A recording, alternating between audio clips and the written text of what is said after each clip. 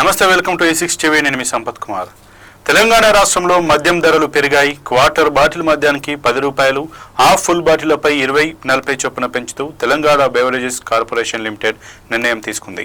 పెంచిన ధరలు ఇవాల్టి నుంచి అమల్లోకి రానున్నాయి. డిపోలతో పాటు మద్యం దుకాణాలకు సర్క్యులర్లు జారీ చేసింది.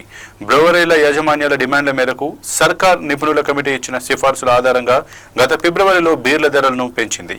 ఇదే క్రమంలో ఇప్పుడు మద్యం ధరలను పెంచింది. జస్టిస్ స్క్వాల్ కమిటీ సిఫార్సులకు అనుగుణంగా బీర్ల ధరలపై 15% పెంచుతూ ఫిబ్రవరి 11న సర్కార్ నిర్ణయం తీసుకుంది. 2019 నుంచి రాష్ట్రంలో బీర్ల ధరలు పెరగలేదు.